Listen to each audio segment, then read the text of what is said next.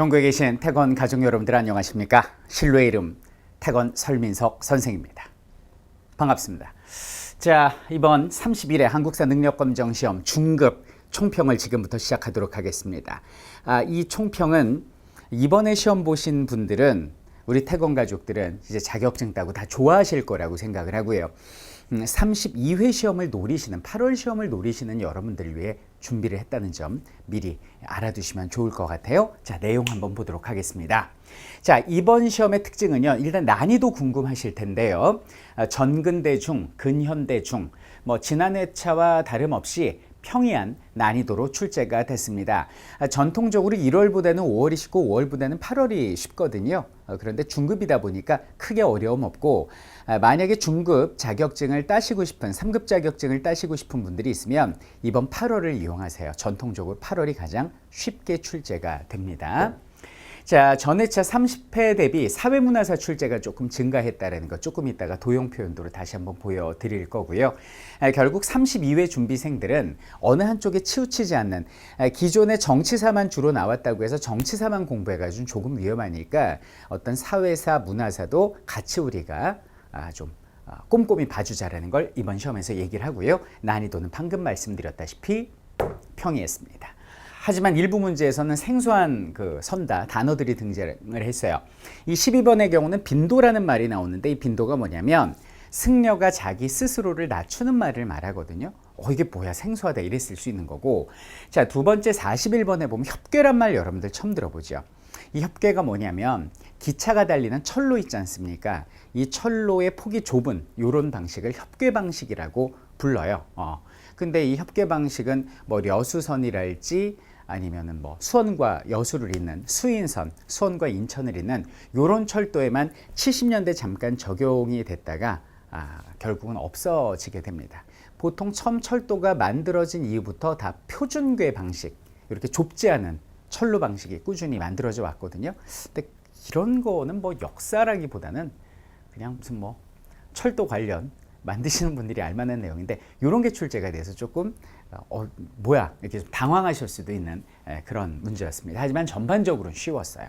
특별한 거 한두 개 빼고는. 자, 그 다음 보겠습니다. 출제 비율을 좀 정리를 해봤습니다. 자, 전근대사, 즉 선사시대부터 조선 후기까지가 30문제 출제됐고요.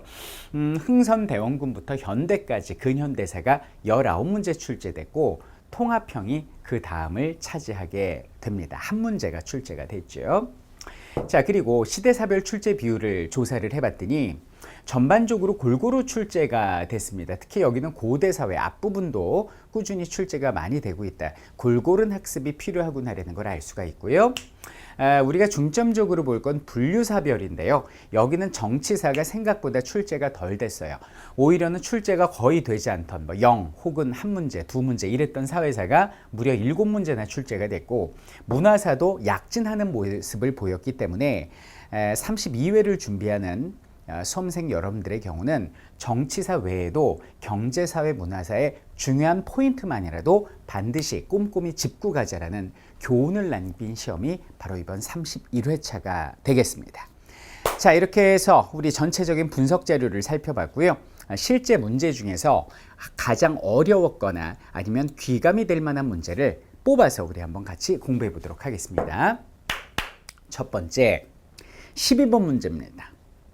다음과 같은 비석을 세운 사회 조직에 대한 설명으로 옳은 것은 이렇게 얘기를 합니다. 여기 지금 사회 조직을 묻고 있는데요. 이에 빈도와 승려가 자기를 낮춰 이르는 말이라고 얘기를 하고 있죠. 여러 사람들은 한마음으로 발언해서 향나무를 붓고 나라가 태평하고 백성이 평안하기를 기원합니다. 향나무는 절에서 이렇게 피우는 향이잖아요. 그럼 향나무를 매설하면서 마을과 나라의 어떤 발전을 기원하는 이런 의식을 한다는 거 보니까 이건 뭡니까? 불교 동우회가 되겠죠. 그럼 여기는 불교 동우회가 뭐예요? 고려시대에 한참 발전했던 향기로운 물이 바로 향도에 대한 설명 아닙니까? 자, 그럼 여기는 향도와 관련된 설명으로 옳은 것을 우리 한번 골라보도록 하겠습니다. 자, 불교 동호회니까 불교 신앙을 바탕으로 조직이 됐고요. 중앙에서 교수님이나 선생님, 훈도가 파견됐다 그러면 요건 뭐냐면 지방학교, 향교에 대한 설명이 되겠습니다. 이거는 지방 공립학교예요. 지방국립학교. 나라에서 만들었는데 지방에 있는 거죠. 그래서 중앙에서 교수나 훈도를 파견했죠. 이 항교는 고려시대 성종 때부터 기록이 나오기 시작해서 조선시대까지 꾸준히 존재했던 지방학교가 되겠습니다. 상호 부조를 위한 공동체로 발전하기도 했다. 처음에는 불교 동호회였는데 나중에는 상장리에 가서 도와주기도 하고 회원끼리 친해지다 보니까 이런 공동체로 발전하게 되죠. 선현, 이황, 이희 같은 선현에 대한 제사와 양반 자제의 교육을 담당했다. 그런데 이건 뭐죠? 조선시대 서원을 이야기하고 있습니다. 결국 정답은 뭐가 됩니까? 기역과 디귿, 여기는 2번 이렇게 주시면 되겠습니다. 우리 수업 시간에 배우는 내용이면 완벽하게 정리할 수 있는 문제겠네요. 자, 그 다음 문제 한번 볼까요? 교사의 질문에 대한 학생의 답변으로 옳은 것은 이렇게 나오는데, 자, 이거 뭐예요, 여러분들? 한반도 모양으로 생겼죠? 요건 바로 고려시대 숙종 때 만들어진 요거 한반도 모양을 땄어요. 한반도 같이 생겼습니까? 은으로 만든 돈, 바로 은병이 되겠습니다. 은병. 주둥이가 넓다고 그래서 활구라고 그러죠. 고가의 화폐로서 대놓고 이게 거래됐다기보다는 일종의 권위를 나타내는 장식물처럼 쓰이지 않았을까라고 추측이 되는데요. 은병이라는 화폐로 활구라고도 불렀어요. 이 화폐를 처음 제작했던 국가 경제 상황에 대해 말해볼까요? 뭐예요? 고려시대의 경제를 묻는 겁니다.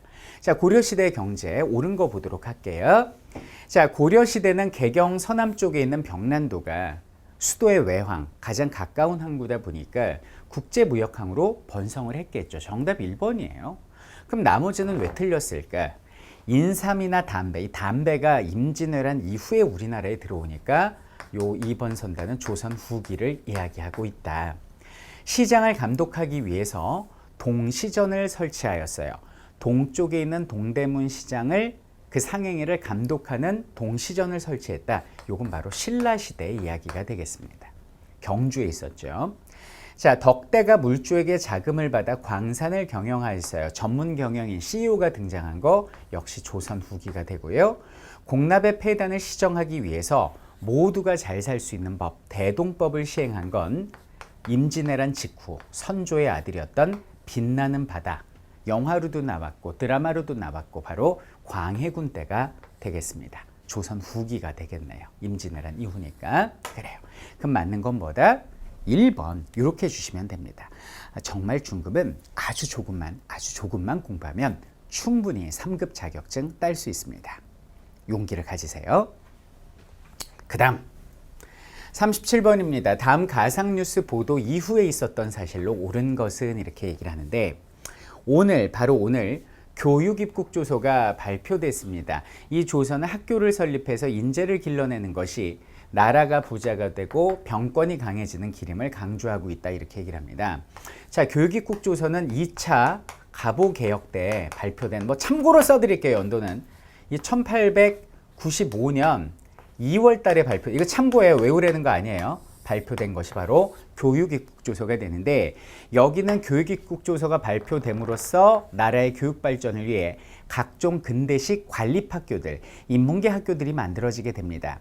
제일 먼저 만들어진 게 뭐였냐면, 일단 선생님을 양성해야 되니까 한성사범학교가 가장 처음으로 만들어지게 되고요.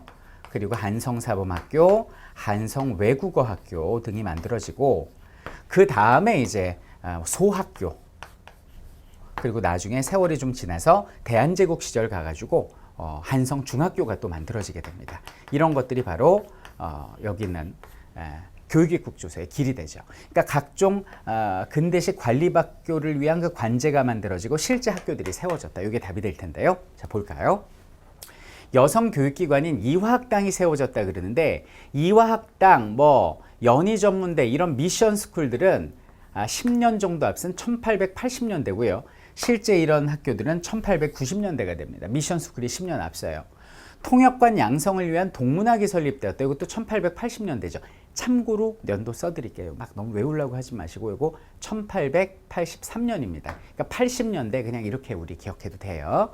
자, 덕원 관민에 의해서 원산학사가 설립되었다, 이렇게 얘기를 하는데, 이 원산이 덕원부 안에 들어가 있는 게 원산이거든요. 그러면 원산학사는 우리나라 최초의 근대식 사립학교로서 요게 만들어진 것도 1880년대가 됩니다. 참고로 연도 적어드렸고요. 자, 교원 양성을 위한 한성사범학교가 개교되었다. 여기 나왔잖아요. 한성사범학교, 그죠? 그러니까 정답 4번. 이 연도 다 몰라도 어떻게 보면 답이 보여요. 최초의 관립 근대식 학교인 유경공원. 유경공원은 1880년대죠. 6년입니다. 근데 우리 수업 시간 때 사실 여기는 연도까지 꼼꼼히 다 정리해드리죠. 그래서 이런 문제는 눈 감고는 못 풀죠. 안 보이니까. 한쪽 눈만 뜨면 충분히 풀 수 있는 문제인데 공부를 좀 덜한 분들한테는 조금 어려울 수 있는 문제일 것 같아서 가져와 봤습니다. 자, 그 다음 문제 볼게요. 철도 문제 나왔어요. 가철도에 대한 설명으로 오는 거 이렇게 나오는데 여기는 서울하고 인천을 잇고 있지 않습니까? 경기하고 인천을 이으니까 이건 경인선이 되는 거죠. 1899년 은하철도 999죠. 우리나라 최초로 완공된 미국이 부설권을 따가서 일본이 완공한 바로 그 경인선이 되겠습니다. 자, 옳은 거 한번 볼게요. 자, 우리나라 최초로 개통되었다. 이게 답이에요. 어이없게 여기서 답을 줘버렸네. 러일 전쟁 도중에 완공되었다 이렇게 나오는데 러일 전쟁 때 완공된 건 1905년에 경부선이 요게 러일 전쟁이 1904년부터 5년까지 아닙니까? 이건 경부선에 대한 설명이고요. 프랑스가 부설권을 획득했다라고 나오는데 이거는 이제 1906년에 개통된 경의선이 됩니다. 신의주를 잇는 서울과 간도협약에 따라 일본이 건설하였다라고 나오는데 간도협약은요 1909년에 만들어진 거고요. 체결된 거고요. 경인선은 이미 그 전에 개통이 됩니다. 그러니까 말도 안 되고. 참고로 이제 간도협약에 따라 일본이 건설한 건 남만주 철도죠. 뭐 이런 건 뭐 몰라도 돼요. 사실 시험을 위해서는 수업 시간에 설명은 합니다만은 철로 폭이 좁은 협계 뭐 이런 걸 왜 내고 그래요. 방식으로 부설되었다는데 이거는 이제 수원 인천을 잇는 수인선이랄지 아니면은 또 어디야 려수선 여수와 수원을 잇는 려수선 이런 거 폭이 좁은 방식으로 알 필요도 없어요. 이게 바로 협계 방식이고 정답은 그러니까 이거는 사실 이런 연도 코멘트 몰라도 답은 바로 알 수 있거든요. 우리나라 최초의 철도다. 경인선. 요것만 알면 풀 수 있는 문제라 답을 내기 어렵다기보다는 좀 코멘트 달기가 어려운 문제인 것 같아서 제가 좀 골라봤어요. 그래요. 자, 그리고 마지막 문제가 되겠습니다. 48번. 다음과 같이 헌법이 개정된 계기로 가장 적절한 것은 이렇게 나옵니다. 자, 볼게요. 자, 지금 1988년에 시행이 됐습니다. 그럼 여기서 더 볼 것도 없죠. 1988년이면 이거 노태우 대통령 때잖아요. 그죠? 그럼 전두환 대통령 집권 연말인 1987년에 우리나라 마지막 헌법 9차 개헌이 이루어졌잖아요. 그럼 여기는 9차 개헌의 내용은 뭐예요? 지금이 그 9차 개헌 내용 그대로예요. 여기 나오네요. 대통령은 직접 선거로 국민들의 직접 선거로 뽑히고 임기는 5년이다. 이거 너무 쉽죠. 그죠? 공부만 했다면 너무 쉬워요. 그럼 이 헌법이 개정된 계기가 뭡니까? 바로 1987년 6월 민주항쟁에서 우리가 직선제를 외쳤기 때문에 6월 29일 날 당시 노태우 민정당 대표가 국민들한테 항복을 하면서 여기는 9차 개헌이 이루어진 거 아닙니까? 자, 가장 적절한 거 볼게요. 재헌국회가 출범하였다라고 나오는데 이거는 대한민국 정부 수립 이전입니다. 재헌국회 출범. 이거는 우리나라 광복하고 1948년 7월 17일이고 우리나라가 대한민국 정부가 수립된 게 이제 8월 15일이니까 대한민국 정부 수립 이전이니까 말이 안 되고요.